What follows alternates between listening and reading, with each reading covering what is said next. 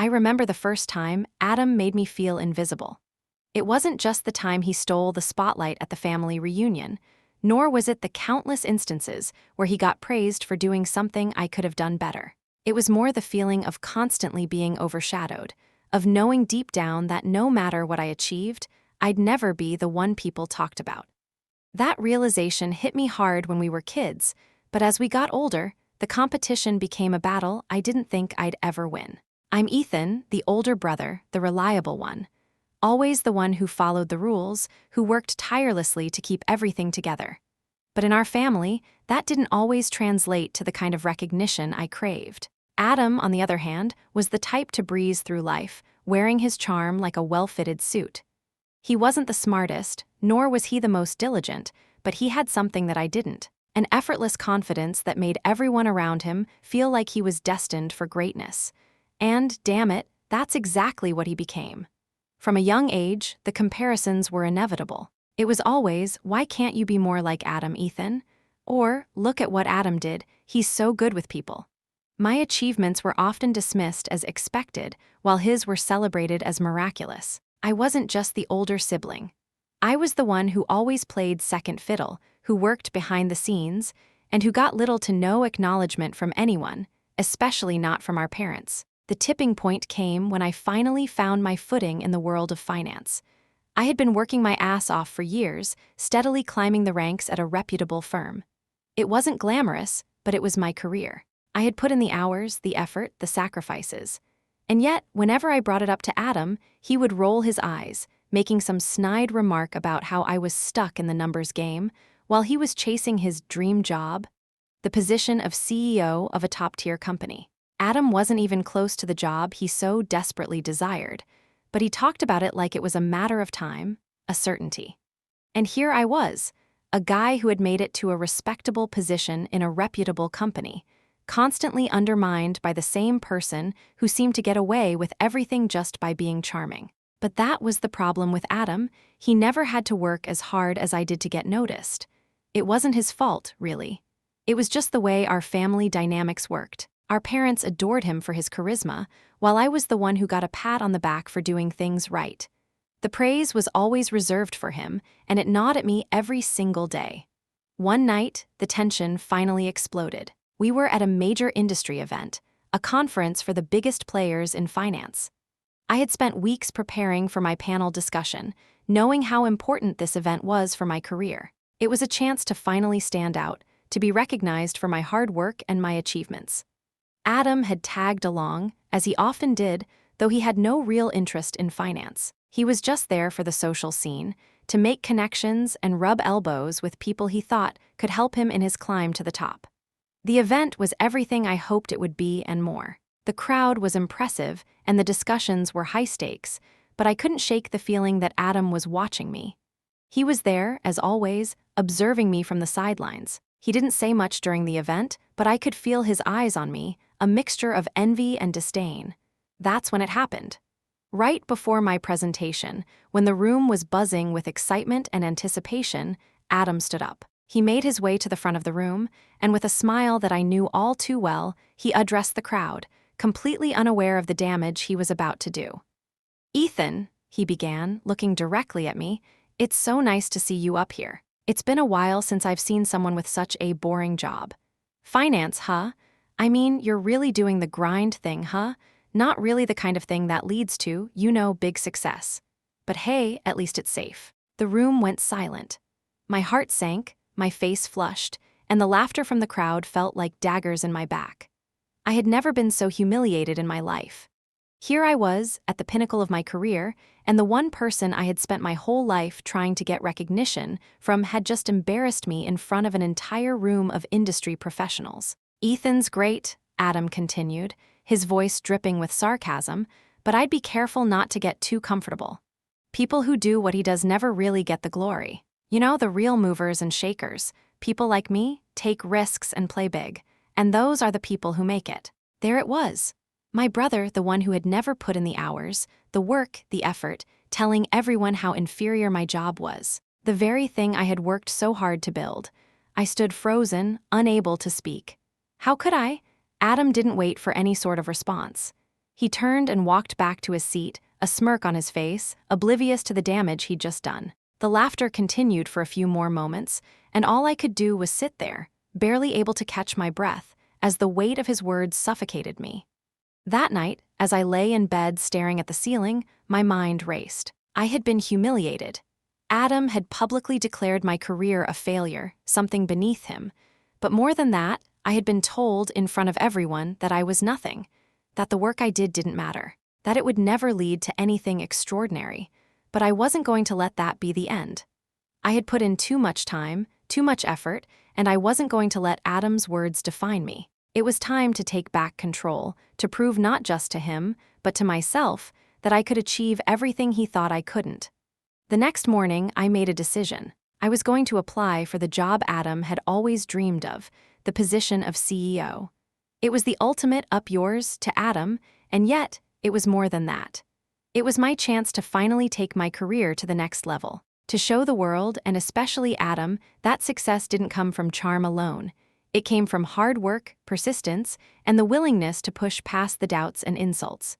And so, I began. This part of the story sets up the deep-rooted rivalry between Ethan and Adam, the family dynamics that fuel their competition, and the pivotal moment where Ethan is publicly humiliated by Adam, setting the stage for Ethan's decision to prove his worth by applying for the job Adam has always wanted. The tension between the brothers is palpable, and the first step in Ethan's journey of redemption begins. The morning after Adam humiliated me at the conference, something inside me shifted. The sting of his words, the laughter at my expense, fueled a fire in my chest. I was done being the invisible older brother. I wasn't going to cower or let this define me. That's when I made my decision. I wasn't just going to keep working in finance quietly, plodding along like I had always been doing.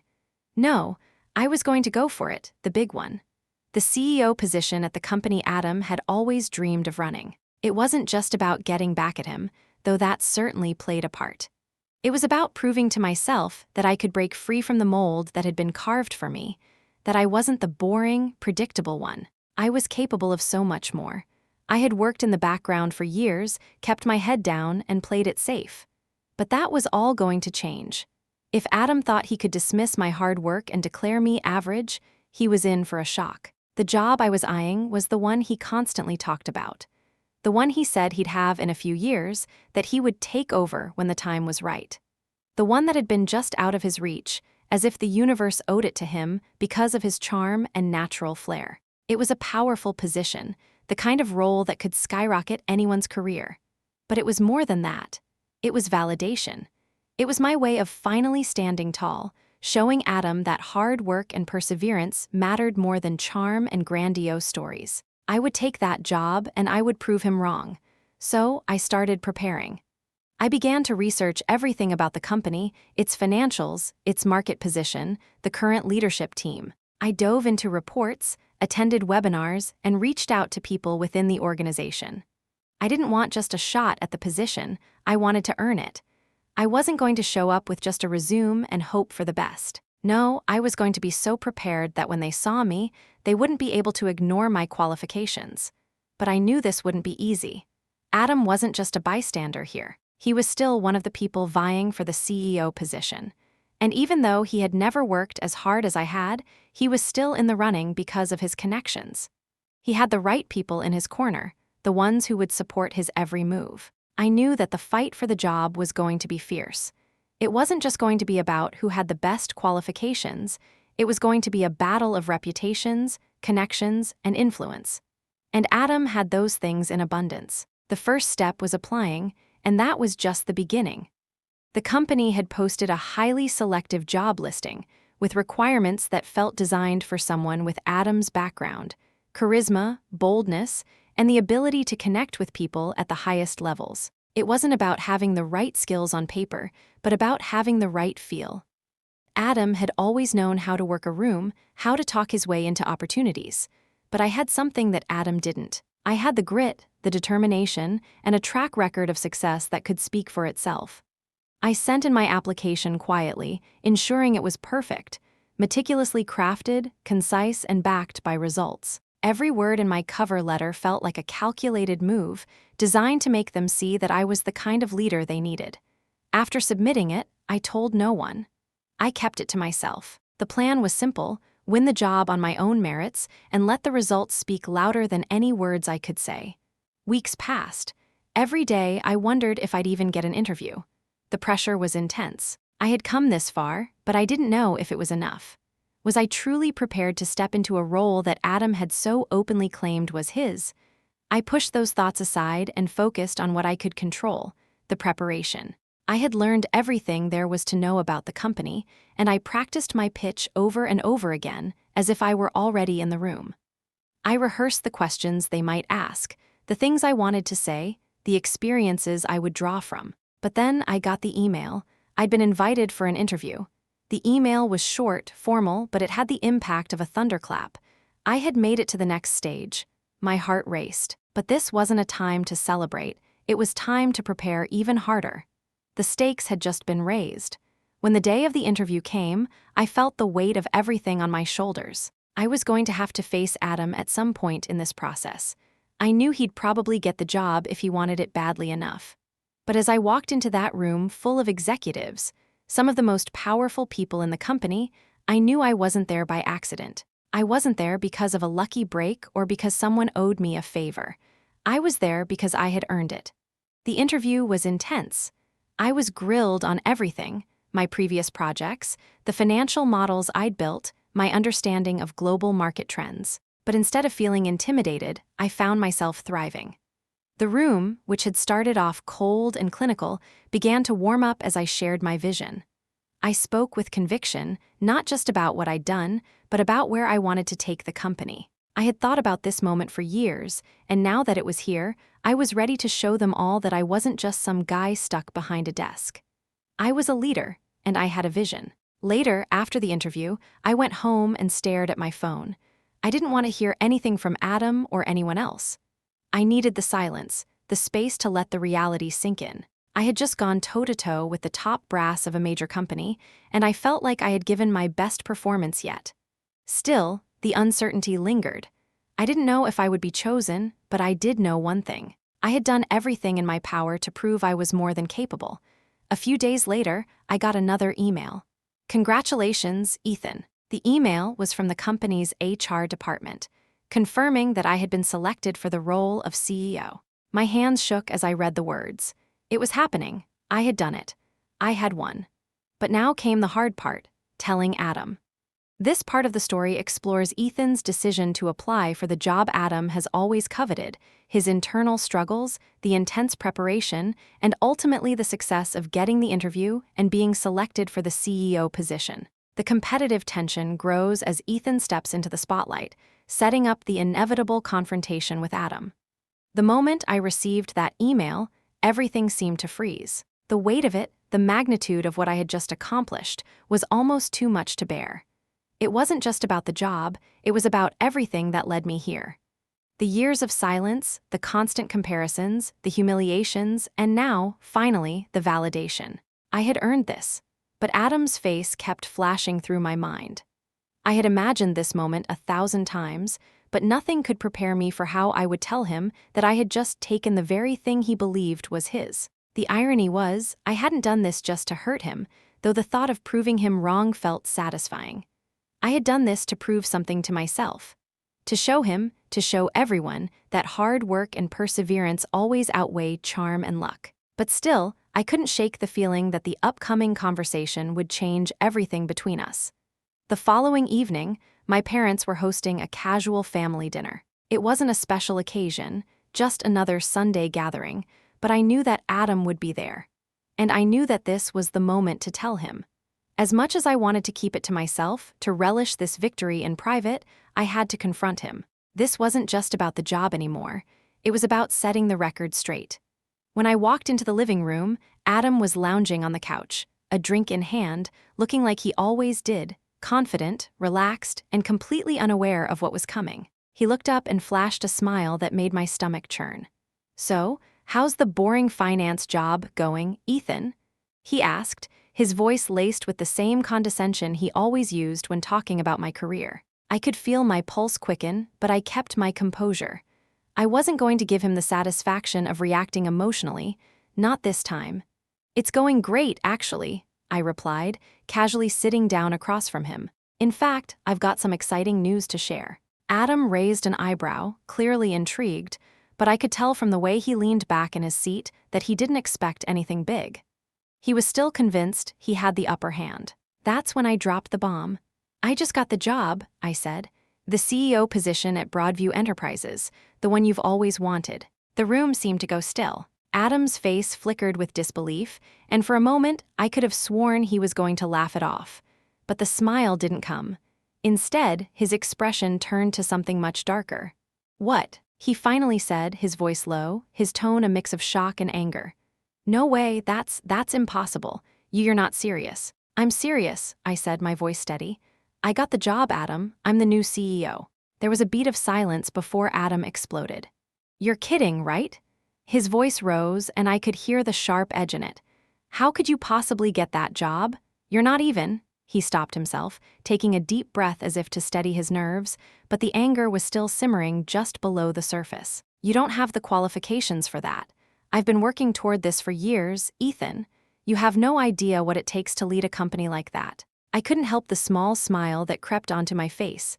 "Apparently, I do now." He stared at me, his eyes narrowing. The room felt smaller somehow, as if the space between us had suddenly grown thick with tension.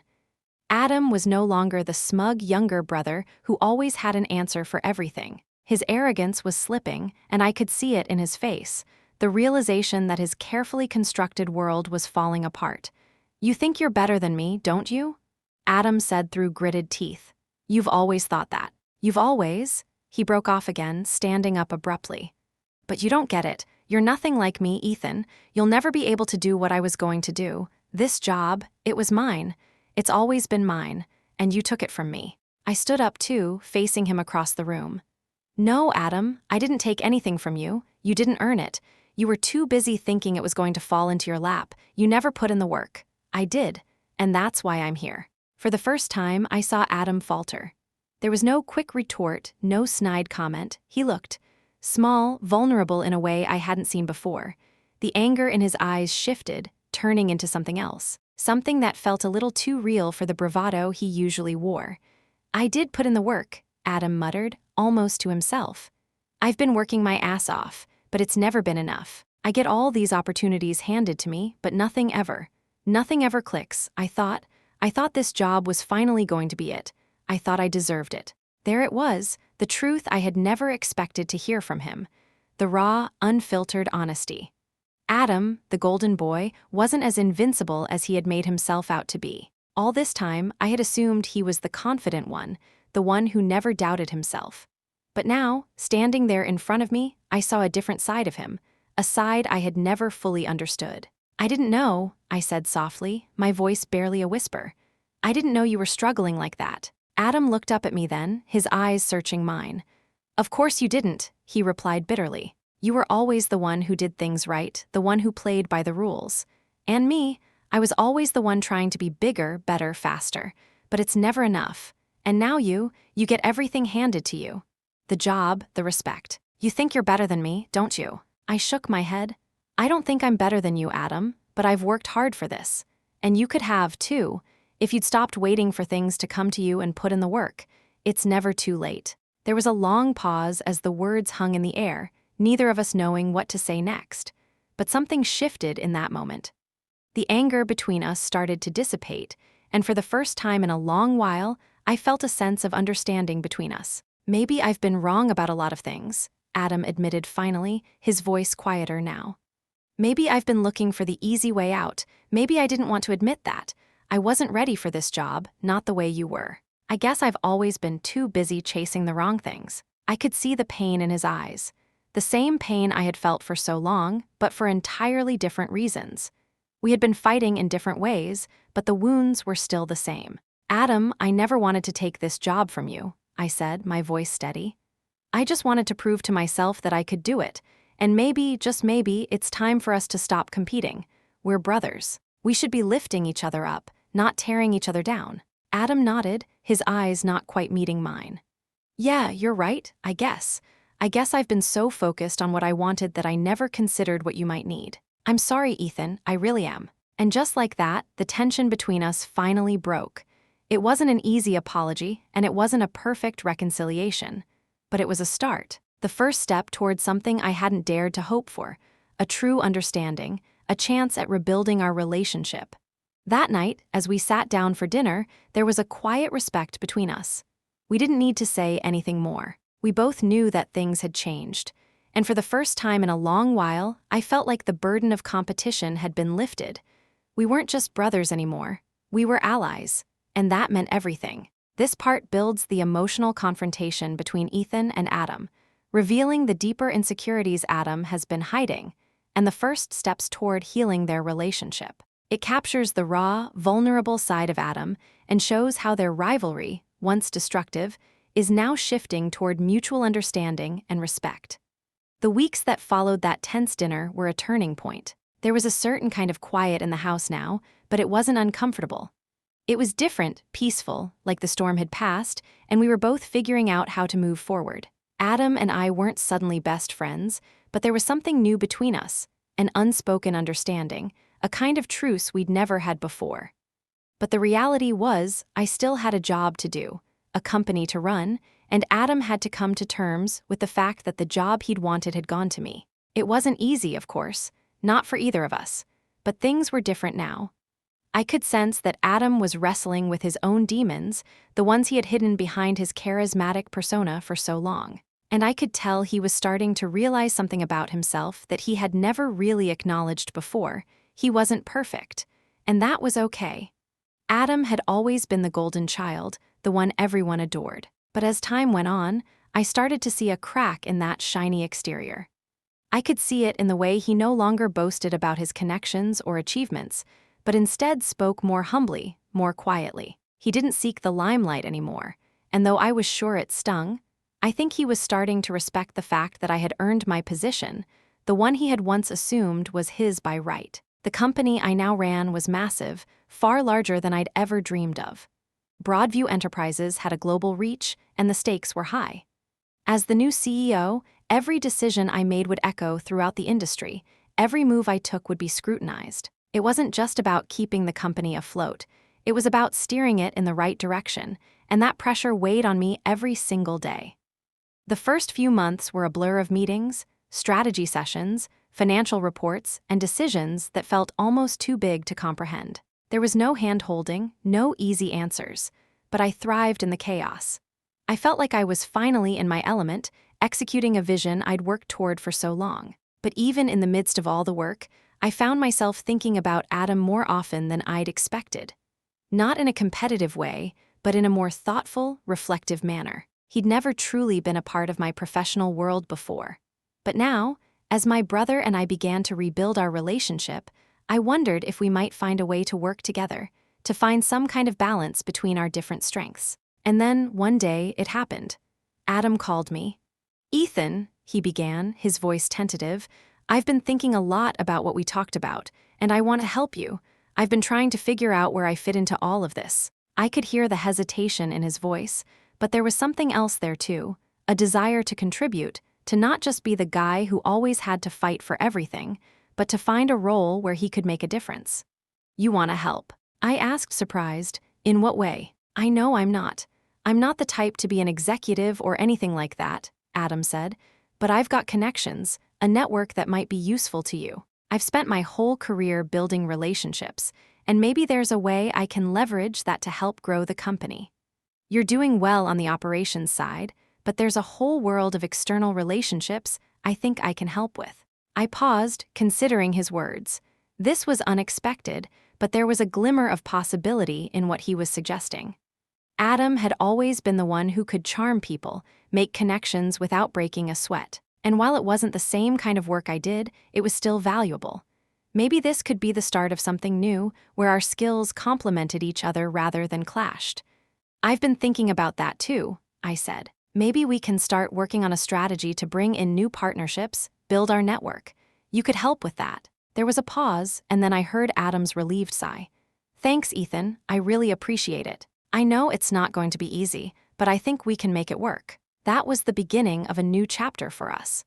Adam didn't come into the company with grand ideas of becoming the next CEO or changing everything overnight. Instead, he brought something different to the table, a fresh perspective and a willingness to work with me rather than compete.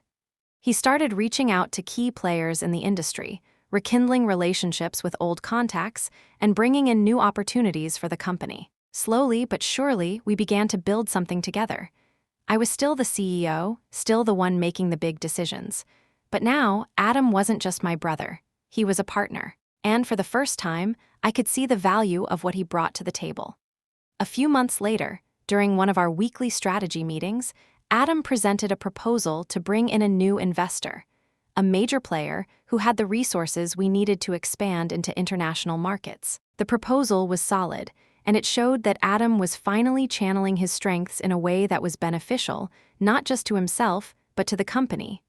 "We've got this," I said to him that day. "I don't think I could have done this without you." Adam looked at me, a small smile tugging at the corner of his mouth. "No, Ethan, you did it on your own, but I'm glad I could help." There it was, the acknowledgement I'd always wanted from him.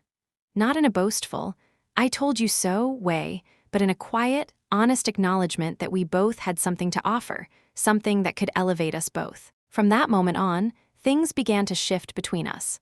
Our partnership didn't erase the past, nor did it erase the years of competition and rivalry. But it allowed us to create something new, something based on respect and collaboration rather than comparison. It was a lesson we both needed to learn. And, in a strange way, it felt like the job I had won wasn't just the end of a rivalry. It was the beginning of something much bigger, a new chapter where we could both thrive in our own way. As the months went by, our relationship grew stronger. We worked together, we disagreed, and we learned from each other. But most importantly, we trusted each other. That was the foundation we had never had before, and it was the key to building something real. I realized, finally, that success isn't just about individual achievement. It's about who you choose to share that success with, who you choose to lift up along the way. And in that, I found something more valuable than any job title or corporate victory. I found peace with my brother. And that, in the end, was the greatest success of all. In this part, Ethan and Adam take their first steps toward true collaboration. The power dynamic shifts as Adam offers to contribute in a way that complements Ethan's strengths, and they begin to build a new foundation for their relationship. This marks the turning point from rivalry to partnership, highlighting the theme of reconciliation, growth, and the value of working together rather than competing. As time passed, the changes between Adam and me weren't just confined to our work life. They permeated every aspect of our relationship, slowly but surely transforming the way we saw each other. What had once been a fierce rivalry, fueled by competition and misunderstanding, was now a collaboration rooted in mutual respect. It wasn't perfect, we still had disagreements, still had moments of frustration, but the difference was how we handled them. We weren't trying to outdo each other anymore. We were trying to make something bigger, something better. And that made all the difference. The company was growing faster than I had anticipated. Thanks to Adam's efforts, we had formed several key partnerships that expanded our global reach. The new investor he brought in was a game changer. Together, we were navigating uncharted waters, pushing the boundaries of what I had once thought was possible. But it wasn't just the success of the company that kept me going, it was the success of our relationship, too. It was as if we had both started to redefine what success truly meant, not as individual achievements, but as a shared victory. I found myself smiling more often now. I no longer felt the weight of constant comparison to Adam. He wasn't the brother I had spent years trying to surpass. He was my partner, someone who I knew would have my back, and vice versa. In the quiet moments, when we weren't deep in business discussions or planning the next big project, I realized that the bond between us had strengthened in ways I hadn't imagined. We didn't just talk about work. We talked about life, about family, about where we were headed, both personally and professionally. One evening, we were sitting in my office, going over the numbers from our latest project, when Adam looked up from his laptop and cleared his throat. I glanced over at him, raising an eyebrow. "You okay?" I asked, sensing a shift in his demeanor. He hesitated for a moment, then leaned back in his chair. "I've been thinking a lot about where I'm at, you know." The past few months, working together, seeing how far we've come, it's been eye-opening for me. I waited for him to continue, sensing that this wasn't going to be a casual conversation. I spent so much of my life trying to chase this idea of success, of what I thought I should be doing, that I never really stopped to think about what I actually wanted, he said, his voice quieter now. I thought being at the top of the ladder, having the title, was all that mattered. But now I see it differently. I see it through your eyes. I didn't know how to respond at first. I had always thought that Adam had everything figured out, that he was just waiting for the right moment to step into the role he was destined for. But now, hearing this from him, it felt like the final piece of the puzzle had clicked into place. Adam, I said carefully, you don't have to be at the top of the ladder to be successful. Success isn't just about titles and positions. It's about the impact you make, the people you surround yourself with, and how you choose to live your life. You don't have to follow anyone else's path. He looked at me, and for the first time in a long while, I saw a look of genuine clarity in his eyes. Yeah, he said, nodding slowly. I think I've been so focused on proving myself to everyone else that I forgot to figure out what I really wanted. And honestly, working with you, seeing what you've built, made me realize that. I'm okay with where I am. I don't need to be the CEO. I don't need to chase someone else's dream. I just need to find my own path. The sincerity in his voice caught me off guard. I had never heard Adam speak like this before, and it hit me how much we had both changed over the course of our journey together. What had once been a battle for the top had now become a shared understanding of what mattered. It wasn't about titles.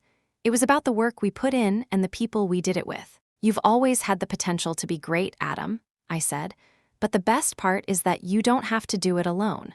You've already proven to me that you can contribute in ways that go beyond what I could do. You're valuable just as you are. He smiled, that familiar, genuine smile that made all the difference.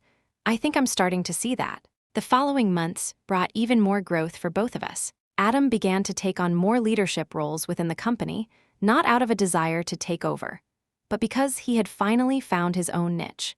He had become an incredible asset in strengthening our external relationships, using his network and charisma to secure partnerships that were pivotal to our continued success. He was no longer the brother I had to compete with. He was the brother I could rely on. One evening, as we were celebrating another successful quarter with the team, Adam pulled me aside. He seemed a little more serious than usual, but there was a hint of something else in his eyes, something that resembled gratitude. You know, I don't think I ever properly thanked you for giving me the chance to work with you, Adam said. I was so caught up in my own shit that I didn't even realize how much I needed this. You've taught me more about myself than I ever thought possible. I was taken aback. It was rare for Adam to express his feelings so directly, but here he was, saying what I had been feeling for so long. That the journey we were on, the one we had started with so much animosity and bitterness, had brought us closer than I could have imagined. Adam, I didn't give you a chance. You earned it, I replied, clapping him on the back. And you've proven me right every single day. The road to this point hadn't been easy. There were moments where it felt like we would never be able to move past the rivalry, where I wondered if we could ever see eye to eye. But looking back, I realized that every step of the way, every challenge, had brought us closer. The competition, the misunderstandings, the pain, it all led to this moment where we had both found a new definition of success. It wasn't about who had the bigger title or the more impressive accomplishments. It was about who we were as individuals and how we chose to show up for each other. It was about realizing that success is fluid. It's not a destination, but a journey. And as long as we continued to walk that journey together, we would both succeed. As the team celebrated, I looked over at Adam, and for the first time in a long while, I felt truly content. We had done it. We had built something meaningful. And in the process, we had finally rebuilt the foundation of our relationship. Success, I realized, wasn't just about making it to the top. It was about building something that would last, a legacy of trust, respect, and understanding. And with Adam by my side, I knew we were only just getting started. This part of the story highlights the transformation in both Ethan and Adam's lives, as they redefine what success means and shift from rivalry to partnership. It shows Adam's personal growth, his newfound clarity, and the strengthening of their bond, culminating in a realization that success is not a title, but the impact one has and the relationships they build. The theme of collaboration and mutual respect is central to this section, demonstrating how both brothers find fulfillment in working together. As the months passed, life started to feel more grounded. The tension that had once defined my relationship with Adam seemed to dissipate. It was as if a weight had been lifted from both of us, and for the first time, I could see the kind of brothers we could be when we weren't caught up in rivalry and competition. We still worked hard, still faced challenges, but we were no longer fighting each other. We were fighting for each other in a way I hadn't expected, and that shift was the most profound change of all. It was a typical Friday evening, and the whole office had gathered for our quarterly celebration. The energy in the room was buzzing. People were laughing, sharing stories, and congratulating one another on the success of the last few months. I stood at the back of the room, my eyes scanning the crowd, when I spotted Adam leaning against the bar, chatting with some of the team members. There was something different about the way he stood there, calm, relaxed, even approachable in a way I hadn't seen before. As I walked toward him, I felt a sense of pride in my chest, not just because of the company we had built, but because of the relationship we had rebuilt. Adam had changed, in ways both big and small. He wasn't just the charming, competitive younger brother anymore. He had become someone I admired, and that wasn't something I ever thought I would say. "You look like you're in your element," I remarked, joining him at the bar. Adam grinned, the usual cocky smile still present, but now tempered by a new layer of warmth. "I'm starting to like this whole working together thing," he said with a wink.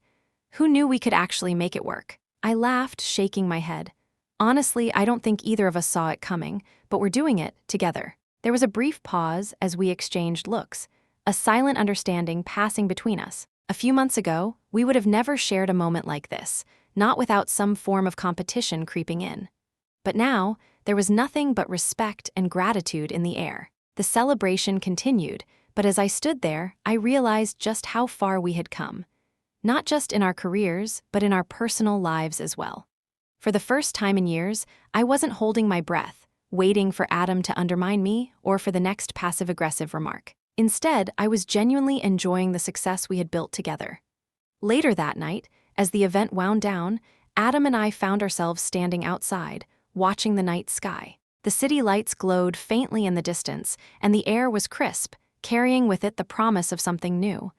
"I've been thinking," Adam began, his voice quieter than usual, "about everything. You know, the job, the company, what we're doing here. I don't think I ever fully realized how much I needed this, how much I needed to be a part of something that actually meant something, instead of just chasing my own reflection." I nodded, waiting for him to continue. There was something deeper in his words, something he had never really opened up about before. "When I was younger, I always wanted to be the center of attention, always wanted to be the one everyone looked up to. I thought if I had the title, the recognition, everything else would fall into place. But now I see that it's not the title that matters. It's the work you do, the people you help, and the way you make a difference. I didn't understand that before, and I think that's why I was always so miserable. I was chasing something empty." His words hit me harder than I expected.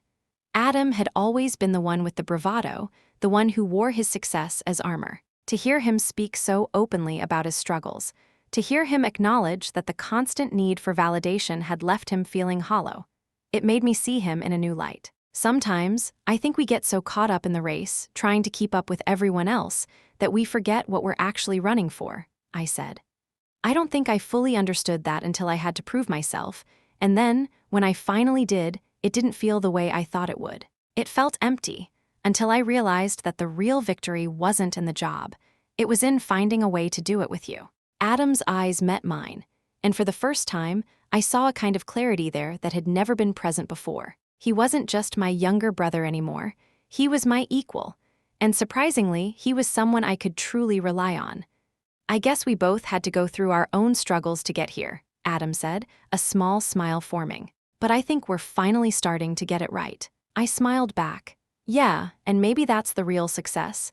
We didn't need to win against each other to get there." We stood in silence for a moment, both taking in the gravity of what we had accomplished, together. And in that silence, I realized that success wasn't just about the career milestones, the accolades, or even the partnerships. It was about this, about the relationship we had rebuilt, the understanding we had cultivated, and the way we had learned to support each other, even when things felt impossible. The next chapter was unknown, but for the first time in a long while, I wasn't afraid. With Adam by my side, I knew we could face whatever came next together. As we moved into the next phase of our journey, I knew that everything had changed, not just in the business world, but in the way we saw each other. The competition had faded, replaced by something stronger. The lessons we had learned about perseverance, humility, and the power of family had woven a new kind of bond between us. And as I looked over at Adam, I realized that the real success was not the job, the company, or the external validation. It was the quiet moments of growth, the shared understanding, and the trust we had built. In the end, it wasn't the title we held that mattered, it was the people we became along the way. That was what success truly looked like, and I was ready to embrace it, knowing that whatever came next, we would face it together. In this part, Ethan and Adam's relationship continues to evolve, culminating in a profound realization that success is not defined by titles or material achievements, but by the growth and bond between them. The story highlights the emotional transformation of both characters as they navigate their personal and professional lives with a new understanding of what truly matters. The foundation of their partnership is solidified, paving the way for future successes, both in business and in their relationship. The months following that quiet conversation between Adam and me felt like a fresh start. It was as if the years of competition, rivalry, and unspoken tension had melted away. We both knew that success wasn't a destination we were trying to reach anymore. It was about how we approached the journey, what we learned along the way, and who we became in the process. As the CEO of Broadview Enterprises, I was navigating the company through exciting new ventures. We had expanded into international markets, secured major deals, and strengthened our position in the industry. Every day brought new challenges, but it also brought opportunities to grow and push the boundaries of what we thought was possible. However, it wasn't just the company's success that had become a priority for me anymore. It was about what Adam and I were building together. It was about the future we could create, not just for the company, but for ourselves. And as we continued to work side by side, the lines between business and personal life started to blur in the best way possible. Adam's role had evolved significantly, too. He wasn't just a charm expert anymore, the guy who could sweet-talk his way into any room. He had found his rhythm in the company, building a network that added real value to our operations. He was no longer just playing the part of the charismatic younger brother who had everything handed to him. He was a driving force in the company, someone whose work ethic and dedication were undeniable. But beyond that, I saw something even more significant. Adam was starting to understand the deeper meaning of success. It wasn't about winning, it wasn't about being the top dog, it was about purpose, about making an impact. One afternoon, after a particularly long board meeting, I walked into my office and found Adam sitting at my desk, looking at the company's latest projections. He looked up when I entered, and for a moment, he just stared at me as if he was trying to figure out what to say. The usual cocky Adam was gone, replaced by someone more thoughtful, more grounded. "I've been thinking," he said, breaking the silence, "about what you said that night, about success not being about titles and positions, and I've realized something. I've spent so much of my life chasing the wrong things. I thought if I could just reach the top, then everything would fall into place. But the more I look at what we're doing here, the more I see that it's not about the top at all. It's about purpose." I leaned against the doorframe, listening carefully.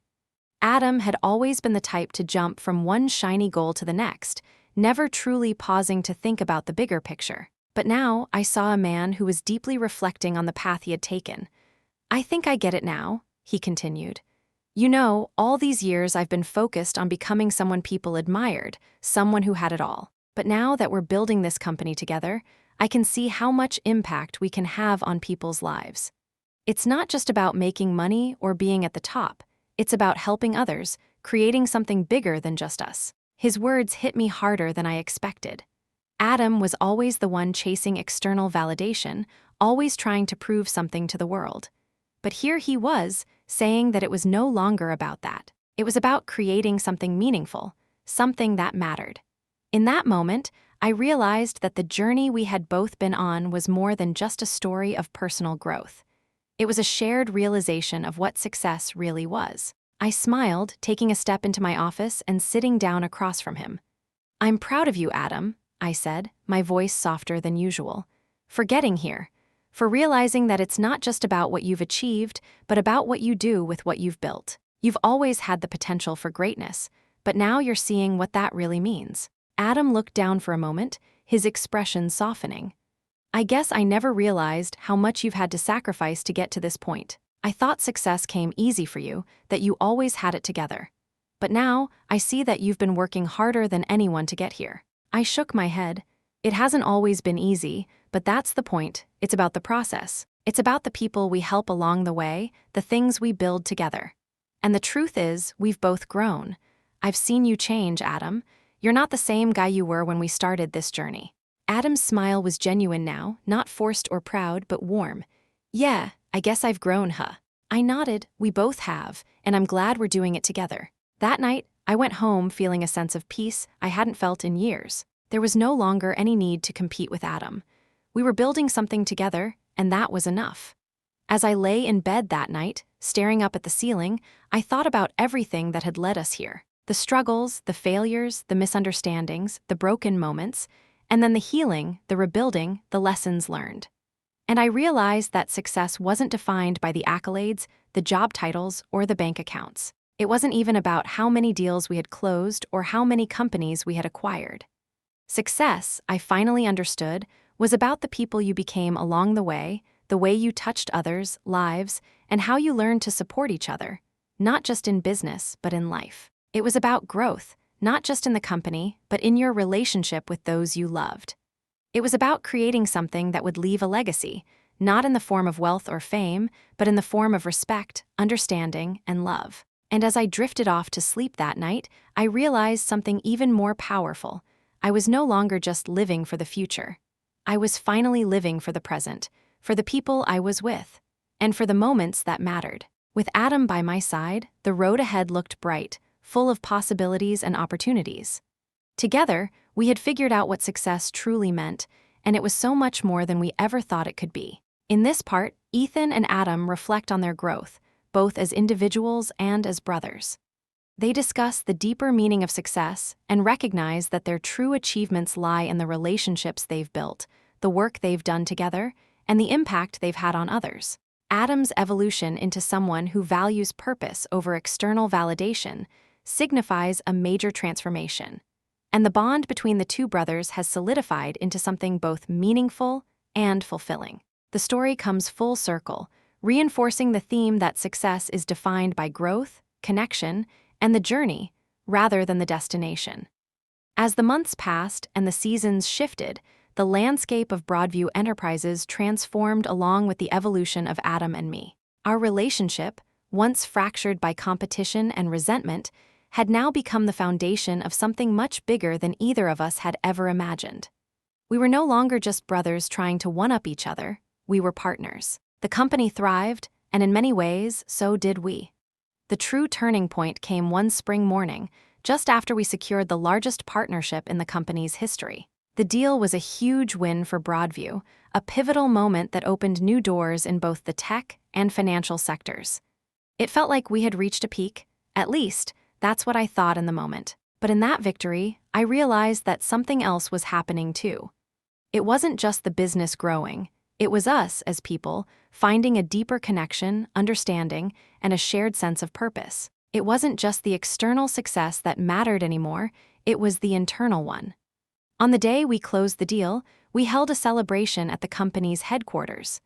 The atmosphere was electric, as employees from all departments gathered together in the sleek conference room. The buzz was infectious, and even Adam, typically the one with a wide grin and a spontaneous speech, was quieter than usual. His smile was still there, but it was different. It had depth, substance. He wasn't standing at the front of the room demanding attention. He was quietly observing, watching the people he had once seen as beneath him now become his partners in something meaningful. I stood next to him, both of us watching as the team celebrated. It wasn't a moment for speeches, but for reflection. We had made it here together, And that meant everything. Can you believe this? Adam asked, his voice softer than usual. From where we started, this is beyond anything I ever imagined. I nodded, feeling a sense of pride swell in my chest. Yeah, I never thought we'd get here, but here we are. He glanced at me, a sincere smile spreading across his face. You were always the one who believed in us, Ethan. I didn't see it at first. I didn't see the bigger picture. But now, I get it. I laughed, shaking my head. We got here because of both of us. You brought in the relationships that made this possible. I handled the strategy and execution. Together, we made this happen. Adam's eyes twinkled as he gave a short laugh. You know, I used to think it was all about getting to the top. But now, I realize, the top's not a place. It's a direction, and it's all about who you take with you along the way. That was when I knew we had built something that wasn't just about success for the sake of wealth, power, or recognition. It was about legacy. It was about creating something that would last long after we were gone, something that would shape the lives of the people who had worked beside us. The company had grown, yes, but the bond between Adam and I, the shared purpose, was what had given it meaning. Later that evening, as the celebration began to wind down, I took a moment to step outside onto the balcony, seeking a breath of fresh air. The city sprawled out before me, the lights twinkling like tiny stars beneath a deepening night sky. I leaned against the railing, just taking it all in, reflecting on everything we had accomplished. It felt surreal, like I had lived my entire life preparing for this moment, even if I hadn't fully realized it until now. Adam joined me a few minutes later, stepping quietly onto the balcony, his hands in his pockets. He didn't say anything at first. He just stood beside me, both of us looking out over the city, lost in our thoughts. Do you ever think about what we've done? I asked, breaking the silence. About what we've built and how far we've come. I do, Adam said, his voice low, thoughtful. I think about it a lot, and I think what we've done here goes beyond just business. It's more than just about the company. It's about the people we've helped, the impact we've made, the way we've changed. And that's the part that makes everything else worth it. I nodded in agreement. Yeah, it's not just about making money or achieving the next goal. It's about legacy, what kind of legacy we want to leave behind. Adam turned toward me, his face serious. I think our legacy is one of growth, not just for the company, but for ourselves, for the people who work with us, for the people we care about. We've both come a long way. We've learned so much. And I think at the end of the day, that's the real measure of success. His words hung in the air, heavy with truth. I realized then that our legacy wasn't going to be defined by the size of our company or the wealth we accumulated. It would be defined by the people we touched along the way, the growth we encouraged in others, and the way we had learned to work together. We had started as competitors, but now we were partners in the truest sense of the word. Adam grinned, that familiar, easy smile returning. Same here. I guess we've both surprised each other a little bit. We stood there for a while longer, taking in the view, the quiet weight of everything we had achieved settling over us. As the night stretched on, I realized that this was the beginning of something even bigger. Not just for the company, but for us. Our relationship was stronger than ever, and I had a sense of peace I hadn't had before. The work we had done wasn't just about the present, it was about setting up the future. It was about making sure the company would continue to thrive, even long after we were gone. I wasn't just the CEO of Broadview Enterprises anymore. I was part of a legacy, one that I had built with my brother, and one that would stand the test of time. And in that quiet moment on the balcony, I realized that this was what success truly meant. Creating something that would last, building a foundation for the future, and knowing that the journey we had taken together was the real achievement. In this part, Ethan and Adam reflect on the legacy they are building, both in terms of their business success and the deeper, more meaningful impact they've had on each other and the people around them. The theme of legacy is central as they realize that their true success lies in the relationships they've built, the lessons they've learned, and the way they've transformed together. Their bond as brothers, now solidified, is the foundation of their shared journey, and they look forward to continuing that journey, knowing the real measure of success is how they've grown and impacted the world around them. Months turned into a year, and Broadview Enterprises continued to soar under our leadership. Adam and I had cultivated a culture of innovation and collaboration that permeated every level of the company. The new team members we brought on were as dedicated as we were, and the business was thriving, not just financially, but culturally as well. We were proud of the work we had done, but I could tell that both of us, in our own way, were starting to think about the future. It wasn't just about maintaining the momentum anymore. It was about what came next. The question wasn't about how we could grow the company or what new market we could tap into. It was about creating something sustainable, something that would outlast both of us. One afternoon, Adam and I sat in my office, as we often did these days, reviewing reports and strategizing for the next big move. The conversation was lighter than usual, a blend of business and personal chatter. But then, Adam paused and leaned back in his chair, looking at me with a seriousness I hadn't seen in a while. "Ethan," he said slowly, "I've been thinking about the future, not just the company's, but ours." I raised an eyebrow, intrigued. "Go on." "I think it's time for us to start planning for the next phase," he continued. "I mean, we've built something great here, but we can't keep doing everything forever. We've been the driving forces behind Broadview for so long, but what happens when we're ready to step back?" The question hung in the air. The idea of stepping back, of handing over the reins, had never fully crossed my mind. Sure, I had thought about the future, what our legacy would be, what we would leave behind, but I had never considered the logistics of it. The company had grown so fast, and Adam and I had been so deeply involved that the thought of stepping away seemed almost impossible. But as I looked at Adam, I realized he was right. The future wasn't just about what we were doing now, it was about setting up Broadview to succeed without us at the helm. "Are you saying we need to think about succession?" I asked, the weight of the question finally hitting me. Adam nodded. "Yes, we've built this company from the ground up, and it's time for us to think about who's going to take over. We can't keep running things ourselves forever. The next generation of leaders needs to step up." I felt a knot tighten in my stomach. The idea of giving up control, of passing the torch, was overwhelming. But as Adam spoke, I realized it was the next logical step. Success, real success, wasn't just about what we had accomplished. It was about ensuring the business could continue to thrive even after we were gone. "I think we've set a strong foundation," I said slowly. "But you're right. We need to make sure that Broadview has the leadership it needs to go beyond us. It's time to start mentoring the next wave of leaders." Adam smiled, his usual confidence returning. "Exactly. We've done our part. Now, it's time to make sure the company's future is in good hands." The decision to start grooming new leadership didn't come easily, but it felt like the right thing to do. Adam and I weren't done by any means. There was still so much we wanted to accomplish. But it was clear that the next phase of our journey wasn't just about us running the show. It was about creating a legacy that would live on, about preparing the company for the next generation of leaders who could continue our work and take it to new heights.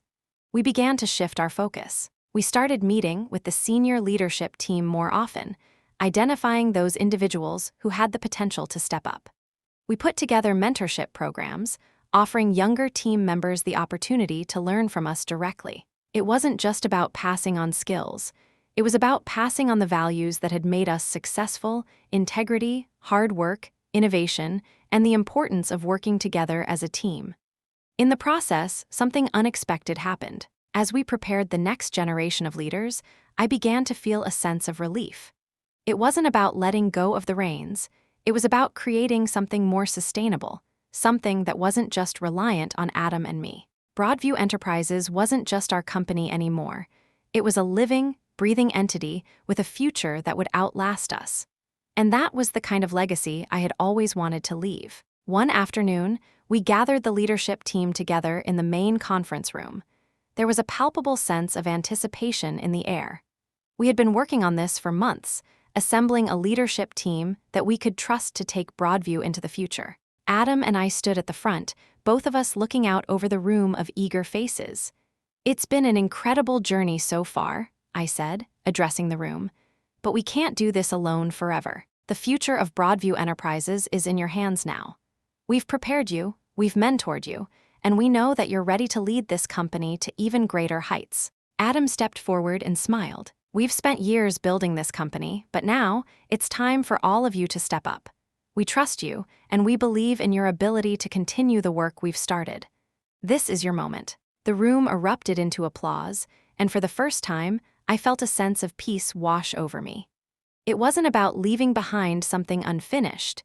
It was about trusting the future, knowing that the work we had done would continue to thrive under capable hands. Later that evening, as I sat in my office, Adam stopped by, as he often did.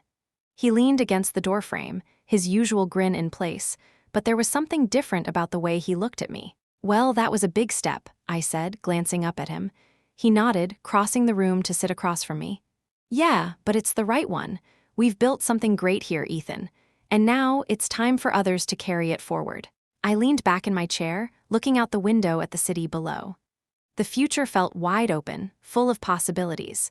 I had no idea what was ahead, but I knew one thing for sure: it was going to be okay. We had done our part, and now it was time for others to shine. For the first time in years, I felt truly at peace with where we were. We weren't handing over a business, we were handing over a legacy. And that was the greatest gift we could give.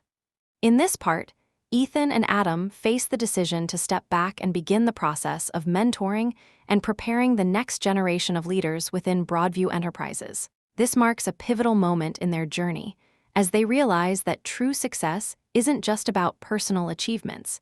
It's about building something lasting that can continue to grow and thrive after they've passed the torch. The chapter emphasizes themes of legacy, leadership, and trust in others, as both brothers take the next step toward securing a future beyond themselves.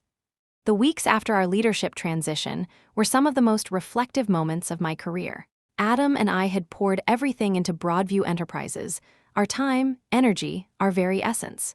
It felt strange, at first, to step back and watch others take the reins. It was like watching your child take its first steps without holding their hand. You want to let them go, but part of you wonders if they're ready, if you've done enough to prepare them. But every day that passed, watching the new leaders step into their roles with confidence made me more certain that we had made the right choice.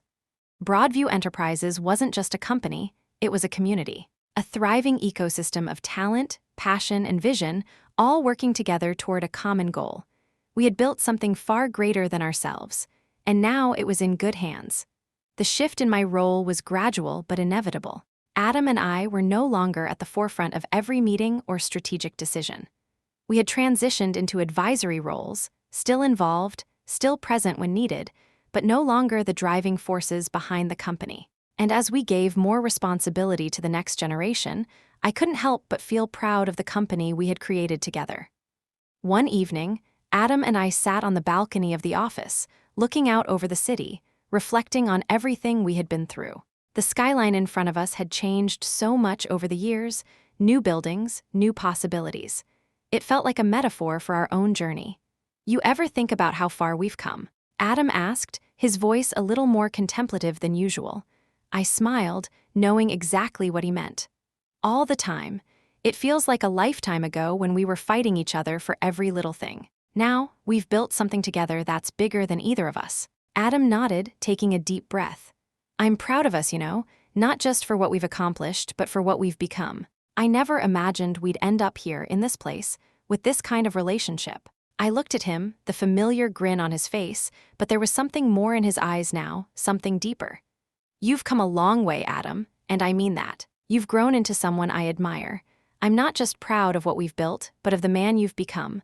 I think this is just the beginning for both of us." He looked away for a moment, a slight chuckle escaping his lips. "I've always wanted to be the one who got the last word, but I guess you're right.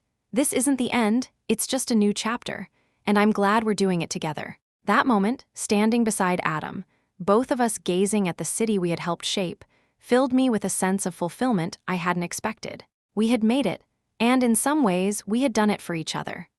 Broadview had grown beyond its original purpose. It wasn't just a business.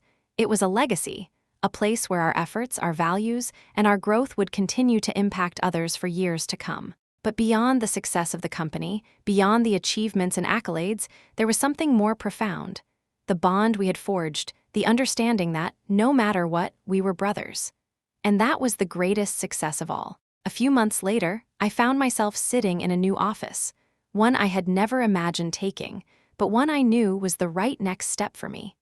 I had stepped down from the day-to-day operations of the company, but my role was far from over. I was still involved in the strategic direction of the company, working closely with the new leadership, offering guidance when needed. But now, I had more time to focus on other passions and projects that had been put on the back burner for so long. Adam, too, had shifted his focus. No longer chasing the dream of being the top executive, he had found his own path, one that included giving back to the community and mentoring young entrepreneurs. He had always had a knack for networking and connecting people, and now he was using those skills to help others grow, just as we had. The company, our baby, was flourishing. It was no longer dependent on us. It was thriving in its own right, driven by the leaders we had cultivated. We watched as the next generation of employees took charge, made their own mark, and shaped the future of Broadview. As I walked through the office one last time, I realized that the journey was truly over. This chapter had come to a close, but the story didn't end here. Broadview would continue to evolve, as it always had. The real measure of success wasn't the company itself. It was what we had created together, the people we had brought together, and the legacy that would carry on long after we were gone. And as I looked out at the horizon, I knew that the future was bright, not just for the company, but for Adam and me. We had done the hard work, built something lasting, and now it was time to watch it grow. Together, we had built something that would endure. In the final part of the story, Ethan and Adam reflect on their journey, the growth of the company, and the lasting impact of their work. This chapter underscores the evolution of their relationship from rivalry to partnership, and the realization that true success isn't measured by titles or personal accomplishments, but by the legacy they create and the people they impact. The torch has been passed, the future is in capable hands, and their story has come full circle, proving that success is not just about the destination, but the journey and the connections along the way.